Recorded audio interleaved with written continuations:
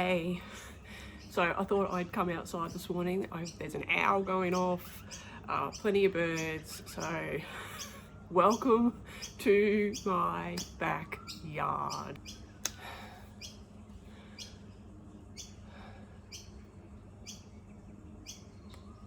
I wanted to film a day in the life video for you today. I've been asked several times to sit down and do one before the year is over, so I thought today is as good a day as any.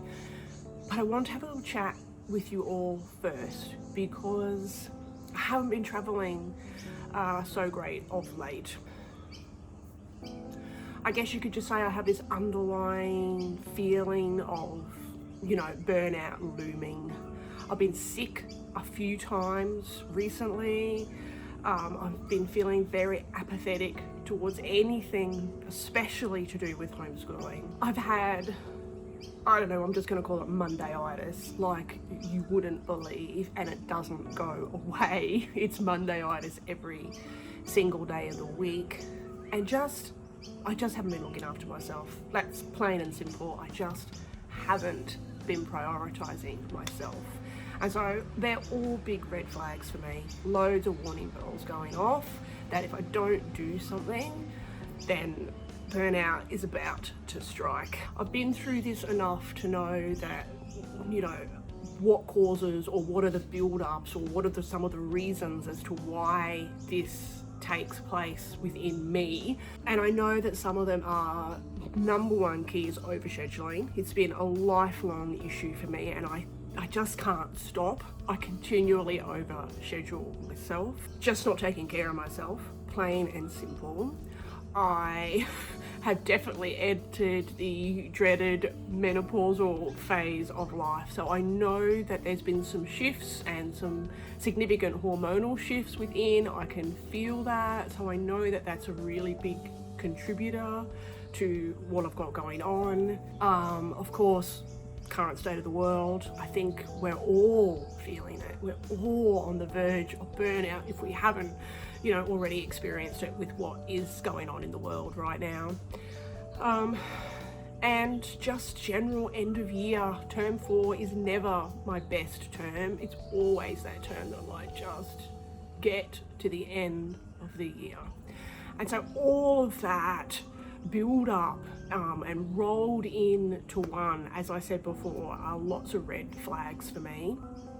Thankfully, I'm in a stage of my life that I have a little bit more maturity and I can recognize these things, because 10 years ago, there was no recognizing, and I would just power on and either fall in a heap or, everything would explode, massive meltdown, whatever any number of reactions that take place when we go through those burnout moments. But I can see it now, I can see that it's happening, and I know that I need to take action before it's too late. So the first thing I've done, and I grappled over this for a few weeks because it was so hard and I really felt like I was letting down so many people, but I've cancelled my co-op that I run here out of my home. So a co-op, I love co-ops. I eat, live and breathe co-ops. I think co-ops can be the secret sauce to our homeschool. I wholeheartedly believe that co-ops can be amazing and can take so much burden off each of us when we find the right people and work together. But having a co-op here in my home just takes a lot of mental energy. Not only am I organising the co-op, I'm preparing my own lessons, I need to make sure my home is in order, so all of those things that come into play. And then often I'll wake up on the morning of co-op and the last thing I want to do is have people here in my home. So I knew that one of the bigger things that I was tackling had to go first, and that was co-op.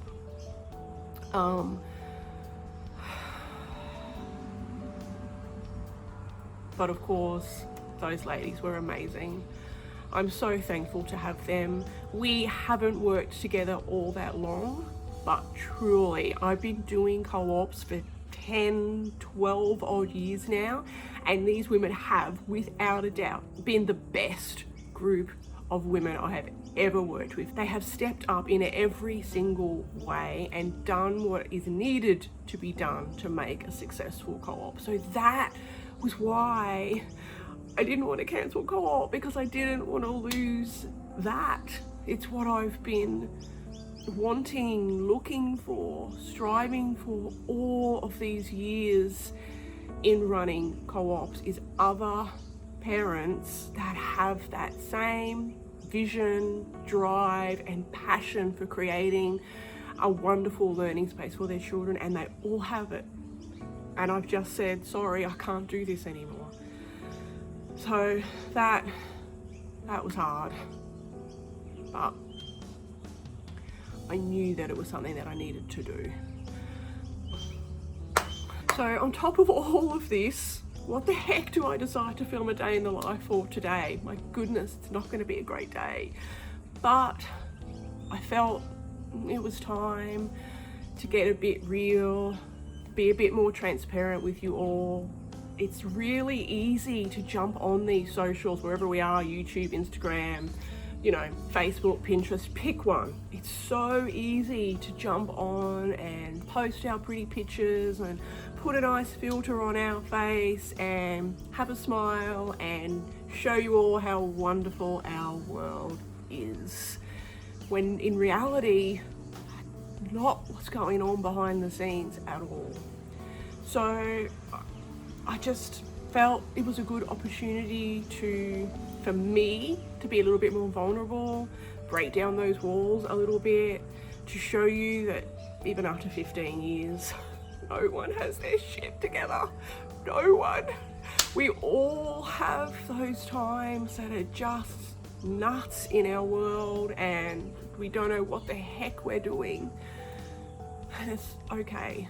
It's okay to not be okay. So in saying that, I have no idea how the day is going to pan out. I have gotten out a couple of bits and pieces that I hope the kids will get to. We do have a homeschool gathering right in the middle of the day, so it's only going to be a very light bookwork day today, and that's fine by me. Perfect, in fact, for me. The other thing that I wanted to share with you is what I believe is the importance of establishing really great routines, schedules, and expectations of your children.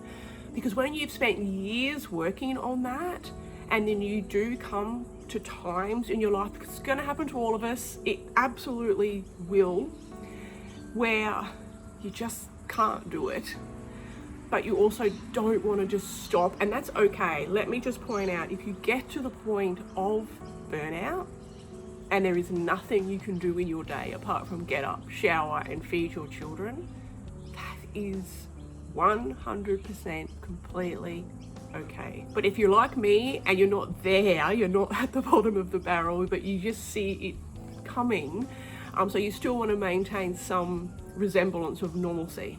Having good, solid routines and schedules in place for your kids where they know what to do.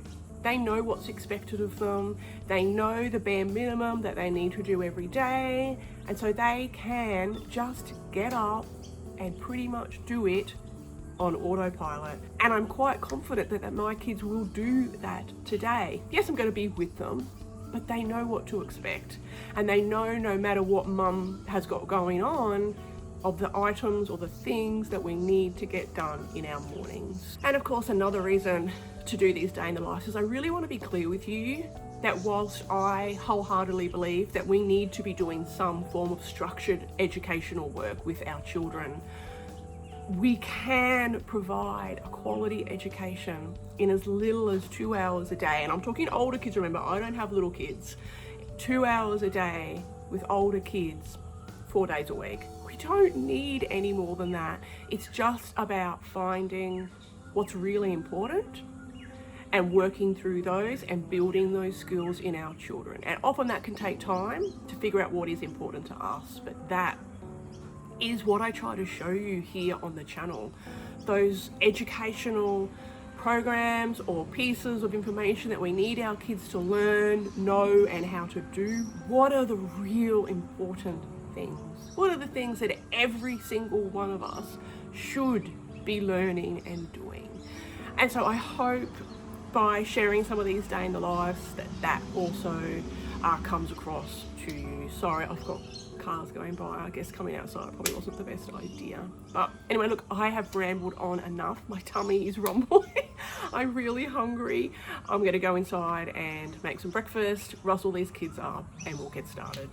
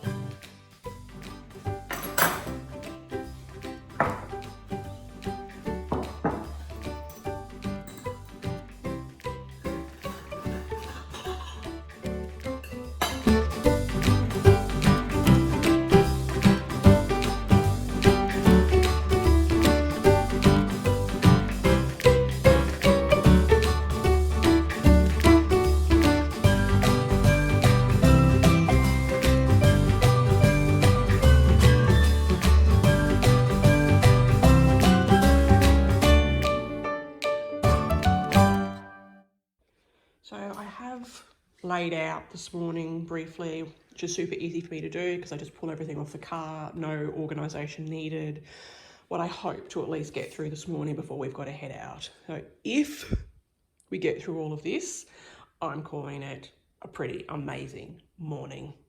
Okay, so we kick off each and every day with a documentary, not a whole documentary, just about 20 minutes or so of a doco.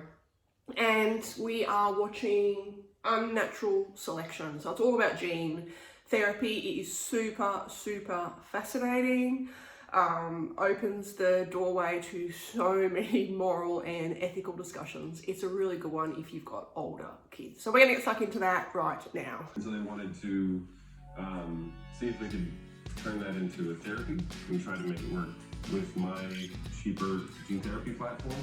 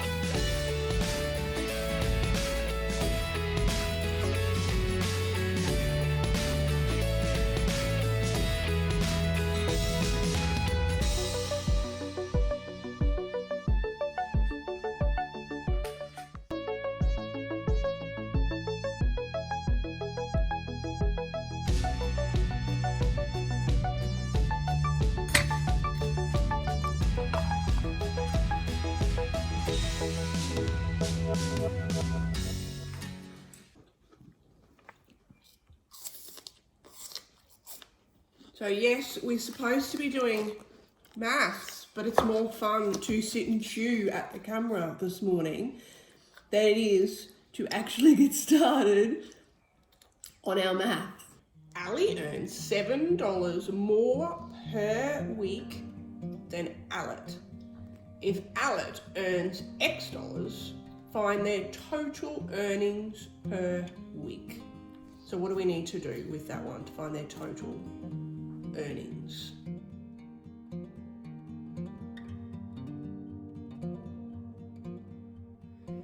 Okay, so history time. You guys all know we're doing History Quest. We are up to Babylon. And I think, guys, for this one, we are going to do an essay for Babylon, because Babylon's quite interesting. We need to do another history essay before the end of the year. The other thing that we've been doing is practicing note-taking for history. We've only just started doing that just this past week or so. But I wanted to bring in some note-taking practice for the kids. So we're doing that as part of history rather than a completely separate topic or subject. So as I read, they take their notes. Right, Chapter 9, Babylon. Ancient civilizations began all around the world at different times.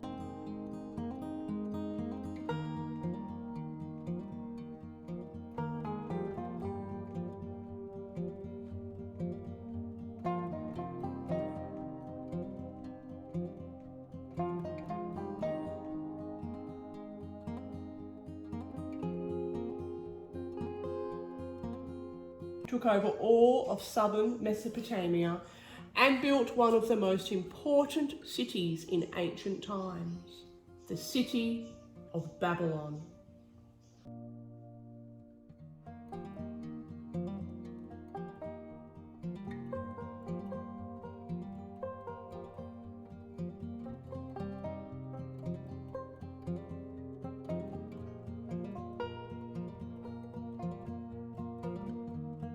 One of the most important rulers of Babylon was Hammurabi. So H-A-M-M.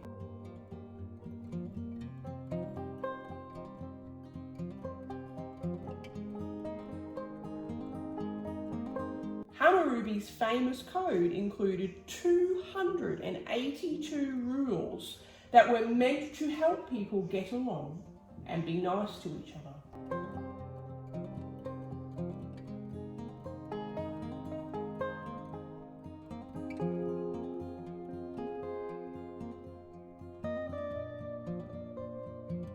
In your next history hop, you'll meet this Median princess who may or may not have existed. Okay, so now we use the notes that the kids have taken whilst I was reading, and they write out a really simple, quick couple of sentences to a paragraph about the chapter, and we'll illustrate that later on in the week. So we're just going to get to it and get that done now.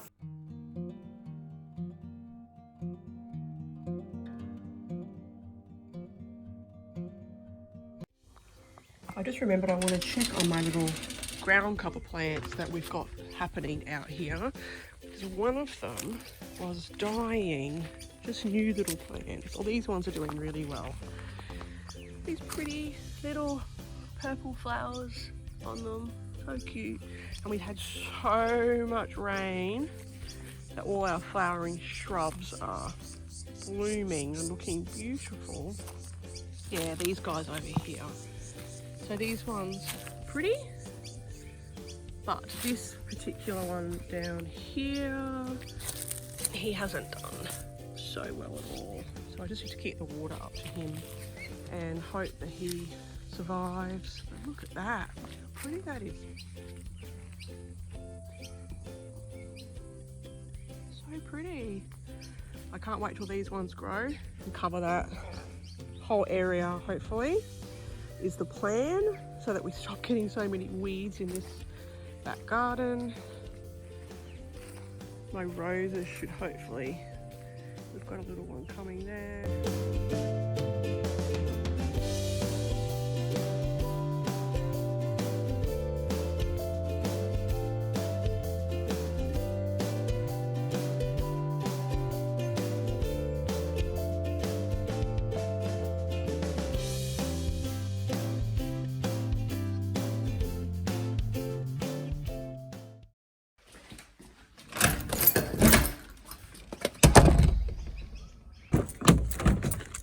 Okay, so we're just heading out. We have a homeschool meet, but we're going to do one chapter of Tom Sawyer in the car. So I'm going to get that on and we will get started with that. A breath stirring. It was the sleepiest of sleepy days. The drowsing murmur of the 5 and 20 studying scholars soothed the soul like the spell that is in...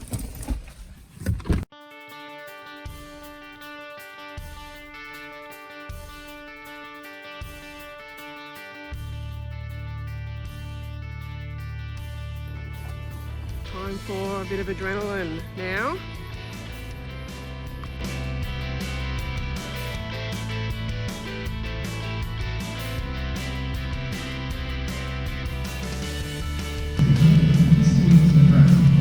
Making sure all loose air is inside the helmet.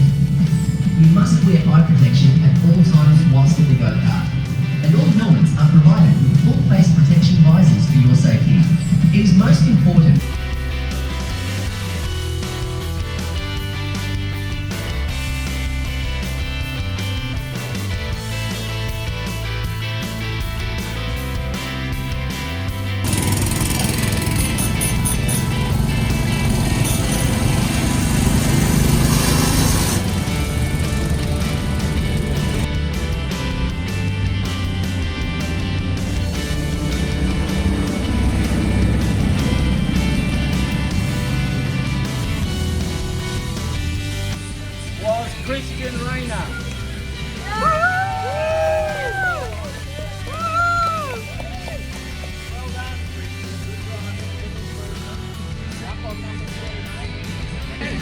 First place was Caitlin Rayner.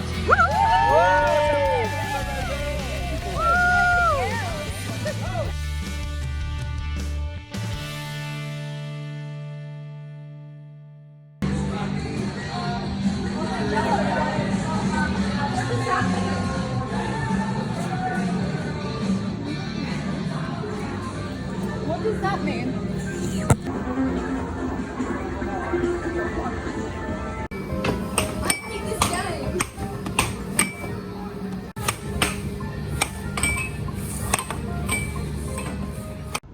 Well, that was a nice bit of fun. Our last week of go-karting. So the kids had a good time, I think. You guys had a good time. I think they'd come every week if they could, but goodness me, go-karting is over the top expensive. But anyway, that's it for school, if you want to call that school today. We are heading off now to drop my daughter at her drama exams. And then we're going to...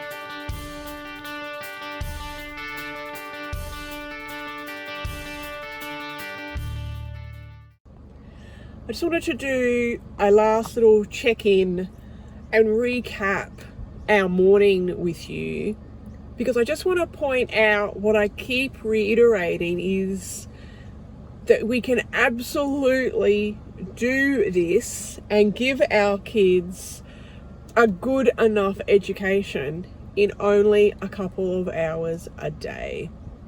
So this morning we watched a gene therapy science-based documentary and had plenty of discussions around that.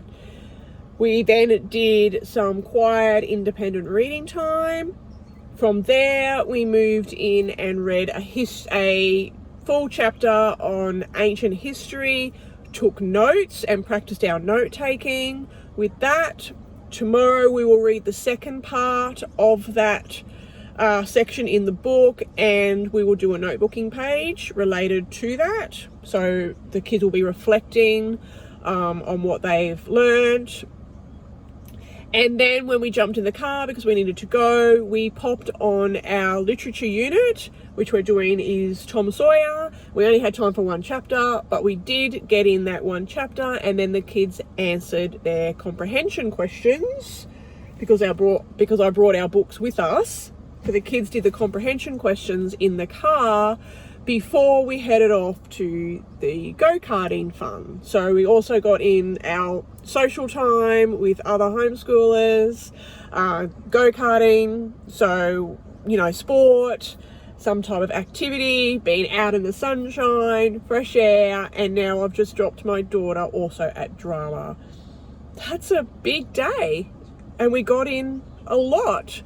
Yet in terms of sitting down doing that, academic book work, it was really a minuscule amount. And so I just need to reiterate, like I said to you again, that it doesn't need to be hours and hours and hours of pulling our hair out to do this. If we take our time and choose good quality programs that are easy to implement for us, easy to use for our children, then everything becomes easier, because we know that we don't need to be pulling out a mountain of books and prepping for this lesson and prepping for that lesson, because the program has done that for us.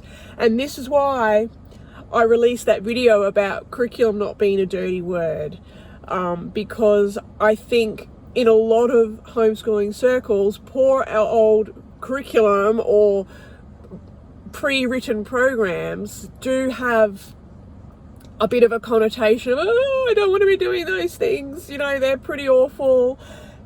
It's just choosing the right programs that work well for us and for our family and for our children, and spending the time. For some of us that can take years, literally years, to create good routines and have our children understand what is expected of them.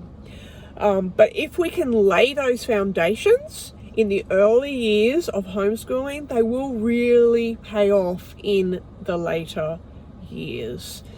So that's just my thoughts on it. Of course, not everyone's going to agree, and that's completely okay.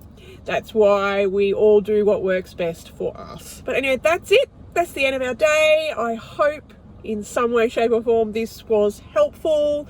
I'm actually feeling a lot better this afternoon now that I've just sat and chatted to a bunch of homeschooling adults for the last couple of hours at go-karting than I was this morning. So I definitely needed that fresh air, sunshine, and adult conversation. So thanks for being here, and I will see you all again soon. Bye for now.